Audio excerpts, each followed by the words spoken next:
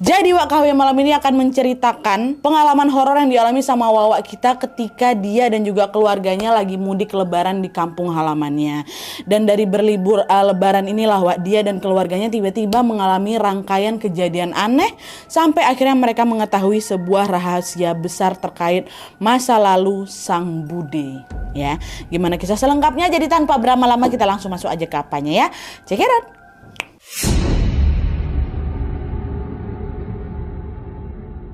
Oke Wak, jadi kisah yang akan aku ceritakan malam ini dikirimkan sama Wawa kita yang bernama Meli dari Jakarta. Halo Meli. Nah, jadi kisah ini bermula ketika Meli berencana untuk mudik lebaran ke rumah neneknya yang ada di Solo, Jawa Tengah, Wak. Nah, awalnya Wak, keluarga Meli ini sudah merencanakan pulang kampung sejak lama.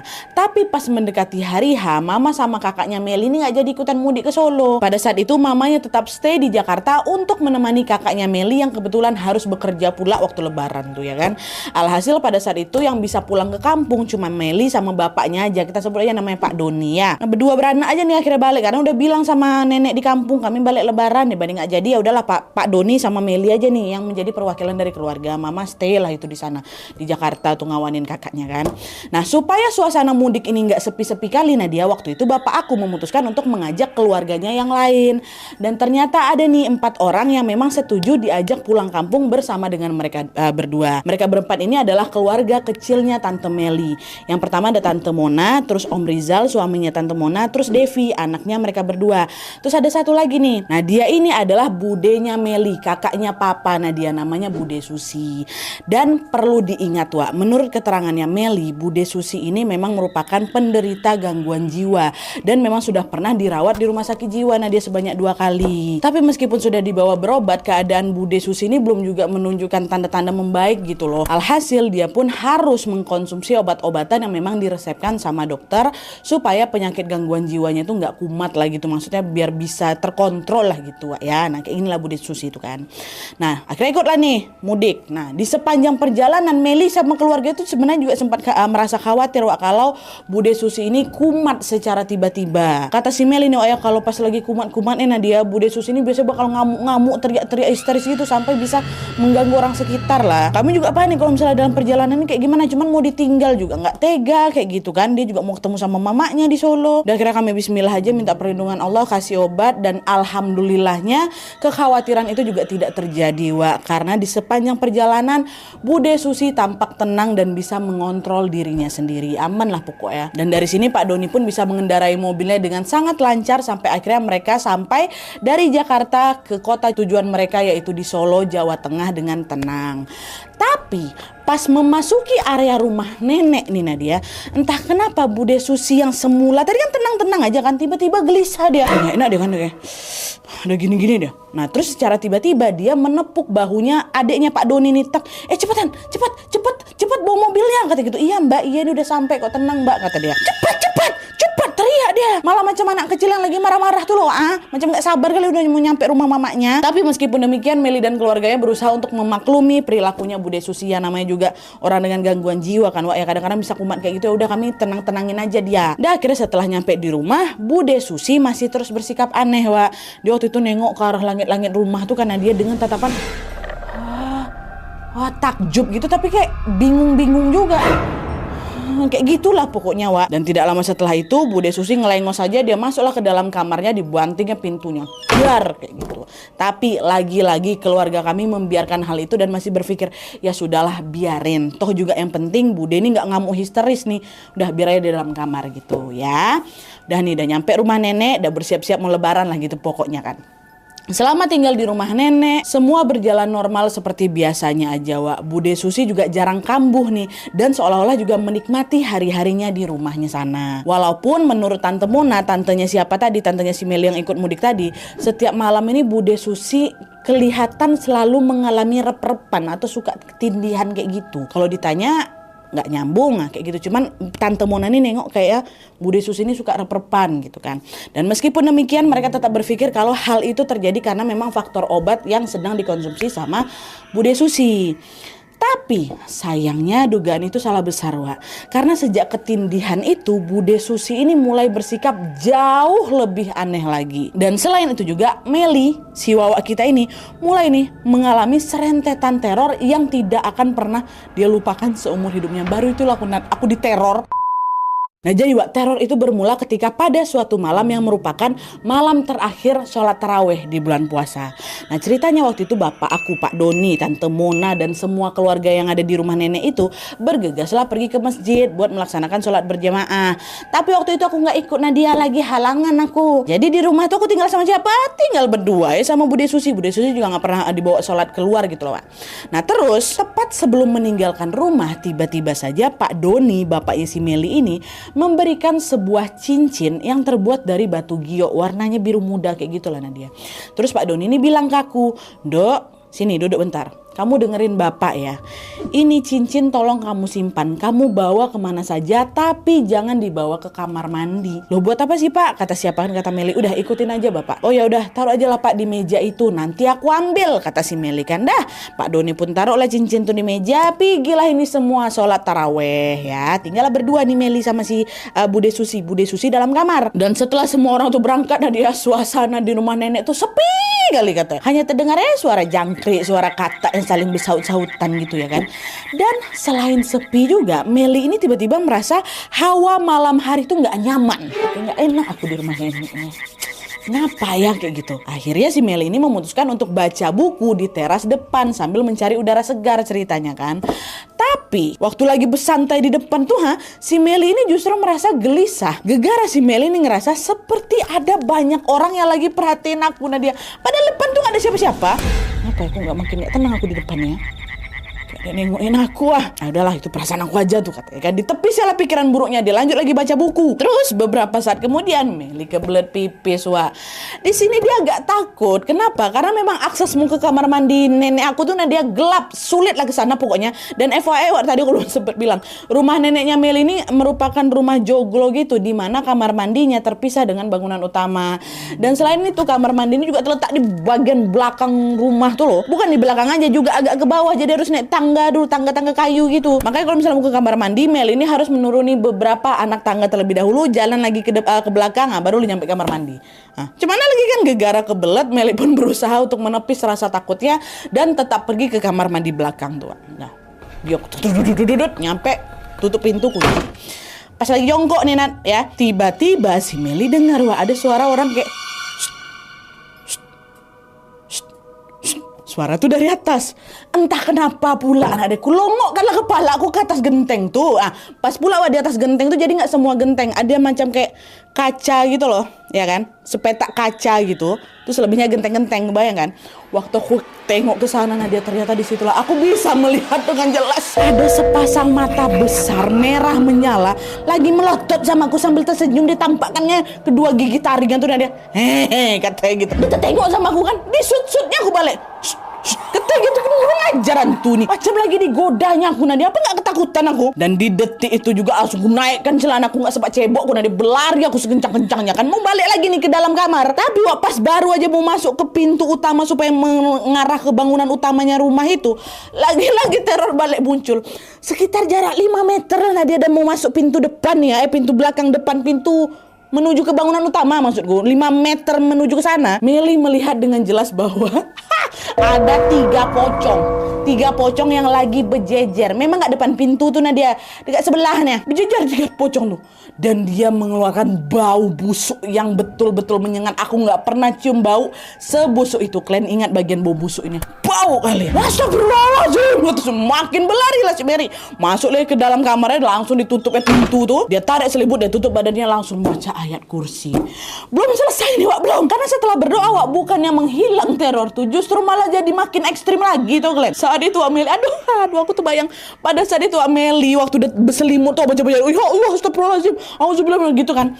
Waktu dia lagi menggigil dalam selimut itu, tiba-tiba Meli kembali lagi mendengar suara gagang pintu kamar itu cetak kayak gitu. Seolah ada orang yang ingin masuk ke dalam kamar Wak. Terus dalam ingatan Meli, Meli ini semacam mendengar ada orang bilang, buka. buka kayak gitu. Aku nggak tahu itu betulan apa nggak, tapi itu yang ku dengar, Nat. Dan yang lebih mencekapnya lagi, Wak, secara tiba-tiba Meli mendengar suara Bude Susi. Bude Susinya berteriak, ampun, ampun, aku nggak mau ikut, ampun, kata Bude Susi. Bude waktu itu ngomong berulang-ulang, aku mau ngecek, takut aku. Kaget aku memang, itu Bude kenapa? Apa dia jangan diganggu sama sosok yang aku tengok tadi, diganggu pocong tadi, dia enggak. Penasaran juga aku, tapi aku nggak mau keluar dari kamar tuh. Nah, dia takut aku nampak 3 pocong tuh lagi macam mana. Pun di saat dia di dalam selimut tuh, ternyata si Meli ini masih cium bau busuk yang baru dia cium tadi tuh. Ada macam ngikut dari dalam tuh. Nah, di tengah kepanikan itu Meli langsung ambil handphone nih, langsung mau diteleponnya bapaknya kan. Waktu ku telepon nggak ada sinyal tiba-tiba. Nah, dia bayangkan nggak ada sinyal. Akhirnya Meli pun tetap memutuskan berada di dalam selimut sambil menunggu situasi mereda, ya kan. Adalah selang 15 menit kemudian tuh, nah dia tiba-tiba aku udah gak cium lagi nih bau busuk tadi tuh. Dia udah gak denger lagi suara Bude, suara cetak-cetak gagang pintu udah gak ada lagi. Dah hening kan. Dan karena merasa situasi sudah aman, Meli pun memberanikan diri lah buat ngintip nih keluar lewat lubang pintu kamar tuh. Aman gak di luar nih. Tengok sikit dari sekecil sekecil kunci tuh, lubang kunci di luar tampaknya udah normal aja, sama sekali gak ada keanehan apa-apa nih. Kayaknya aman lah nih aku keluar nih. Nah, akhirnya di situ Meli pun memutuskan untuk keluar kamar buat mengecek keadaan Budenya. Cekrak, terus buka. Pas sudah keluar kamar, ternyata terornya belum selesai, Wak. Karena tepat pada saat kan si Meli ini buka pintu kan masih ada rasa takut gitu kan, Wak. Jadi agak ngelengok lagi, nengok kiri nengok kanan. Waktu dia nengok ke atas ke langit-langit rumah tuh, Meli melihat, bayangkan sama kalian ya, Meli melihat ada sebuah tangan berbulu hitam. Nah, dia besar kali ini tangan aja nih, tangan bulu hitam. Kuku-kukunya panjang dan kukunya itu menyentuh ke lantai, Nat. Nyentuh ke lantai. Dan ini cuman tangannya aja, Wak, yang nggak ada wujudnya. Jadi macam mana aku bayang? Macam ada ini, bayangkan lah, ini tembok sosok tuh lagi kayak gini ya. Ini Meli sekecil ini ya. Ini kukunya nyampe sampai ini. Sampai sampai lantai. Terus seolah-olah ada lagi satu tangan di atas atap nih, Nadia. Seolah-olah ya, karena si Meli itu dengar ada suara krek, macam orang lagi nggaruk genteng. Apa nggak langsung balik badan, aku masuk lagi, aku dalam selimut baca doa aku lagi. Udah aku tunggu di dalam ini aja lah, semoga Bude Susi bebe aja gitu. Baca doa. Nggak lama kemudian Meli pun mendengar suara pintu utama terbuka. Set. Tapi bukan diikuti suara assalamualaikum, bukan. Yang ada di saat pintu utama itu terbuka, Wak, suara yang terdengar adalah suara teriakan saudara-saudaranya Meli yang mengatakan, astagfirullah, Bude kenapa? Dan kalian tahu pada saat itu keluarga yang baru balik tarawih ini melihat Bude Susi tergeletak tidak sadarkan diri tepat di depan kamarnya Meli. Aduh, merinding aku. Bukan di dalam dalam kamarnya Bude, Wak, depan kamar Meli. Pak Doni juga panik lah kan, dia langsung buka pintu kamarnya Meli. Dia tengok anaknya nih.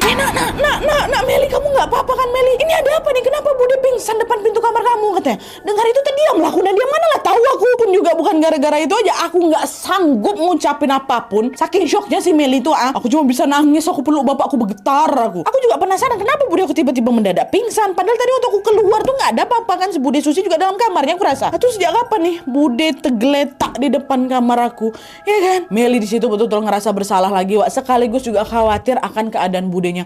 Kok aku kayak nggak bisa jaga Bude aku ya, tapi sisi lain juga aku terpojok kayak gini. Nah, Meli cuma bisa nangis sambil melihat Bude Susi digotong masuk dalam mobil, dibawa ke rumah sakit terdekat, Wak, ya kan? Nah terus, Wak, keesokan harinya pada saat kumandang takbir hari raya berkumandang, keluarga Meli ditimpa ujian di sini. Bukannya mereka merayakan hari raya bersama, justru di sini mereka mendapatkan kabar bahwa kondisi Bude Susi sudah dalam keadaan kritis. Bahkan di titik ini, Wak, Bude Susi sudah nggak sadar dan sudah tidak bisa merespon apapun. Bayangkan sama kalian. Sampai akhirnya dokter pun memanggil Pak Doni dan bilang, Bapak, menurut saya Ibu Susi ini harus segera dibawa ke rumah sakit lain yang jauh lebih baik daripada di sini, Pak.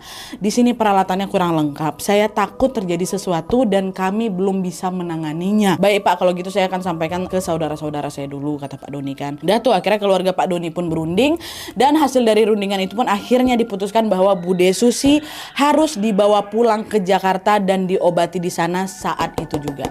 Ya udahlah, sekalianlah kita pulang yuk. Semoga di sana kita dapat fasilitas yang lebih canggih gitu kan, pikir mereka sekeluarga ini. Akhirnya Bude Susi pun dibawalah dengan menggunakan ambulans ditemani sama Om Rizal. Sementara Meli, Pak Doni, bapaknya, Tante Mona sama Devi, anak Tante Mona ini tetap naik mobil pribadi mereka yang dikendarai sama Pak Doni. Jadi 2 mobil iring-iringan. Dah lah kan. Sampai di sini mereka mereka kembali lagi ke Jakarta tanpa sempat merayakan lebaran di rumah nenek. Nenek juga ngerti-ngerti aja, ya udahlah selamatkanlah anakku kayak gitu. Tapi waktu itu nenek nggak ikut Wak, karena nenek kan udah tua kayak gitu kan. Nah, selama di jalan pulang itu Meli ini udah berkali-kali ditanyain soal kronologi sebelum Bude Susi ini ditemukan pingsan kemarin. Bapaknya sama tantenya penasaran orang sama Meli kok di rumah itu, kenapa Bude Susi bisa kayak gini, sampai kritis loh Wak. Bapaknya Pak Doni itu sudah membujuk sedemikian rupa, tapi waktu itu Meli memilih tetap bungkam. Bukannya aku nggak mau cerita Nadia, bukannya aku nggak mau cerita, udah gatal dan bibir aku nih mau ceritain semuanya, apa yang ku tengok, apa yang ku alami, apa yang dialami sama Bude Susi. Tapi entah kenapa tiap kali dia mau menceritakan itu, menceritakan hal itu, aku nih malah kayak ngerasa kesulitan mengeluarkan kata-kata tuh, nggak bisa aku bercerita, macam ada yang nahan tenggorokan aku nih ya. Tapi barulah ketika sudah mulai lumayan jauh dari desanya si nenek, baru tuh Meli tiba-tiba bisa mendapatkan kekuatan untuk menceritakan kejadian yang sebenarnya. Padahal tadi sulit kali mau diomongin kan Wak. Cuma tuh udah agak jauh baru bisa bercerita nih si Meli. Nah disitulah Wak Meli pun akhirnya menceritakan semua kejanggalan yang dia alami kemarin. Mulai dari dia ngelihat sosok bertaring di langit-langit kamar mandi itu, ngelihat 3 pocong busuk berjejer itu, dengar Bude Susi berteriak, terus pas mau dicek ada tangan raksasa garuk-garuk atap sama garuk-garuk lantai itu, sampai akhirnya Bude Susi ditemukan pingsan. Semua diceritain sama si Meli kan. Nah mendengar penjelasan dari Meli, Pak Doni bapak yang ngela napas langsung ngomong kayak ini. Kemarin kamu pakai cincin yang bapak titipin nggak? Kata si bapak, iya pula cincin itu mana ya? Iya pak, lupa Meli pakai, katanya nggak sempat Meli pakai, masih di atas meja kamar itulah. Nah itulah dia, pantesan kamu digangguin, kata bapak. Bapak ini seolah-olah tahu sesuatu lah. Nah, kok bisa pula aku diganggu pak? Perasaan aku nggak buat salah apa-apa lah, kata Meli kan. Ya udah sini, bapak kasih tahu kamu. Wah, bapaknya buka suara.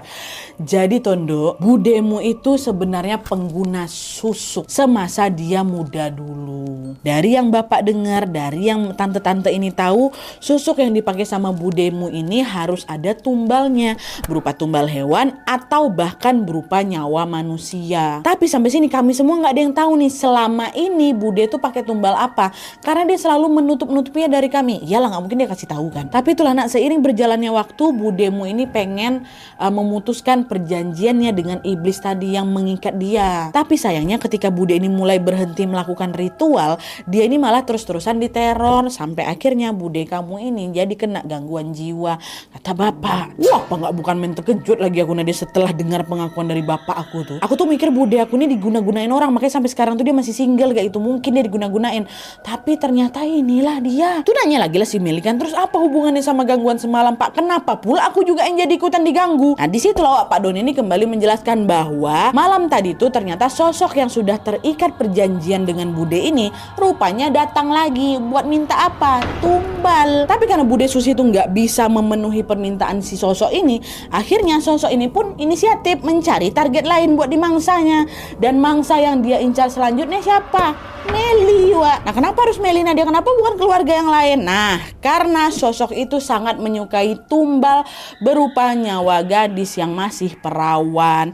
Itulah kenapa Meli ini yang dijadikan target, Wak. Karena malam itu cuma aku aja yang masih perawan di rumah tuh Nadia. Nah tuh kenapa nggak jadi diambil nyawanya si Meli waktu itu Nat? Nah kalau kata bapaknya, karena waktu itu Meli udah dikasih cincin giok tadi itu Nadia Wak. Makanya sosok tadi itu justru terpental dan tidak bisa mendapatkan Meli. Terus karena gagal menumbalkan si Meli, sosok itu pun akhirnya mengambil jiwanya Bude sebagai gantinya. Jiwanya ya, bukan nyawanya. Dan selain itu Wak, Meli ini juga baru tahu bahwa ternyata di malam itu sebelum pulang ke Jakarta, bapak nih, Pak Doni ini sempat datangin tetua adat di sana yang memang lumayan terkenal lah di desanya nenek. Waktu itu Pak Doni bilang ke si tetua ini kan, Pak saya minta tolong lah Pak, bapak tolonglah selamatkan nyawa kakak saya ini. Entah kenapa saya yakin penyakit dia ini bukan penyakit biasa Pak, kata Pak Doni kan. Nah dengar hal itu, tetua ini nggak langsung jawab Wak, dia terdiam tuh cukup lama kan, sambil akhirnya dia bilang, Pak Doni saya nggak bisa bantu karena jiwa Susi sudah tertahan di alam lain. Kalau memang kamu ingin saudaramu ini selamat, dia harus melakukan ritual patih genih. Patih genih itu ritual apaan? Nah jadi Wak, ternyata ritual ini tuh ya sama kayak keramat dua. Kalian pasti pernah dengar ritual patih genih kayak keramat dua nih. Ritual patih genih ini adalah menguburkan manusia secara hidup-hidup, dimana prosesnya persis seperti menguburkan orang mati seperti biasa. Tapi ada juga nih yang dikubur setengah badan aja, tergantung situasi kondisi lah Wak. Pokoknya yang jelas ritual ini dilakukan dengan tujuan agar orang yang jiwanya diambil oleh iblis dikembalikan lagi ke dalam raganya. Jadi semacam proses pindah alam gitu lah Wak. Setelah tahu tentang ritual peti geni, Pak Doni nggak mau lah, langsung ditolaknya usulan itu karena Pak Doni pun nggak mau ambil resiko. Oh mungkin lah aku mau nguburin kakak aku hidup-hidup, kalau nanti dia kenapa-napa gimana gitu kan. Dan akhirnya itulah Wak, Pak Doni pun jadi nggak jadi minta bantuan tetua adat tadi dan memilih untuk membawanya ke Jakarta. Pada saat itu mereka semua sekeluarga besar ini sepakat memilih jalur medis untuk perawatan Bude Susi. Udahlah kita pilih aja jalur aman daripada nanti musyrik kayak gitu. Nah singkat cerita akhirnya Bude pun sampailah di Jakarta. Bude Susi langsung dibawa ke salah satu rumah sakit terbaik Wak yang ada di Jakarta kata si Meli. Tapi sayangnya keadaan Bude Susi juga tidak kunjung membaik. Sejak pingsan di Solo di depan kamarnya si Meli itu sampai akhirnya tiba di Jakarta, Bude Susi sudah dalam keadaan koma. Dan hal itu berlanjut selama berbulan-bulan ke depan sampai tibalah suatu hari di mana keluarganya Meli harus menerima kenyataan bahwa Bude Susi dinyatakan meninggal dunia. Innalillahi wa inna ilaihi rajiun. Meninggal Bude Susi, Wak. Jadi suara terakhir yang ku dengar dari Bude Susi itu ngomong ya waktu tolong ampun aku nggak mau ikut. Nah itulah. Dan anyway setelah meninggal Wak, Bude Susi pun dimandikan dan dikafani sebagaimana proses pemakaman seperti biasanya. Saat sejak pertama kali dimulainya prosesi pengurusan jenazahnya Bude Susi, sebenarnya semua berjalan dengan lancar Nat. Gak ada keanehan apapun yang menimpa Bude aku. Tapi ternyata keanehan itu baru muncul pada saat proses pemakaman berlangsung. Kata Meli Wak, pada saat itu Meli mencium, Meli aja nih ya, Meli tiba-tiba mencium kembali bau busuk yang tidak henti-hentinya muncul di tengah penguburan jasad Bude Susi. Dan bau busuk itu ternyata adalah bau yang sangat-sangat persis seperti bau busuk yang Meli cium ketika bertemu dengan 3 pocong di rumah nenek tadi. Astagfirullahaladzim, itu baunya Nan. Aku udah gak pernah cium lagi bau itu, tapi waktu si Bude Susi dikuburkan aku cium bau itu lagi. Nah menurut Meli nih Wak ya, kemungkinan besar bau itu ada hubungannya dengan perjanjian yang sudah Bude Susi lakukan dengan sosok iblis tadi itu. Astagfirullahaladzim. Oke Wak, jadi itu tadi cerita tentang pengalaman horor yang dialami sama Meli. Melalui cerita ini, Meli ini ingin menyampaikan satu pesan buat kita semua, yaitu jangan pernah kalian memakai atau melakukan perjanjian dengan ilmu hitam walau apapun tujuannya. Karena ketika sekali saja kalian sudah terikat perjanjian dengan iblis Wak, maka kalian akan sulit melepaskan diri dan sangat-sangat mungkin berujung pada hilangnya nyawa secara sia-sia. Udahlah meninggal dalam keadaan kurang baik, nanti pasti kena azab pula Wak di akhirat. Astagfirullahaladzim, na'udzubillah min zalik. Jangan ya, syirik itu namanya. Semoga kita semua senantiasa dijauhkan dari hal-hal buruk dan semoga arwah Bude Susi dimaafkan oleh Allah Subhanahu wa taala dan diberikan tempat yang terbaik di sisinya. Amin ya rabbal alamin. Oke Wak, jadi sekian dulu videonya. Terima kasih banyak yang sudah menonton. Kalau kalian suka video ini, klik like-nya. Jangan lupa komen di bawah untuk ide dan saran-saran untuk video selanjutnya. Jangan lupa nyalain notifikasi ya supaya kalian tahu kalau aku upload video baru. And as always, jangan lupa untuk klik tombol subscribe supaya kalian sama-sama tahu informasi menarik dan menegangkan dari channel aku. See you next video, Wak. Bye.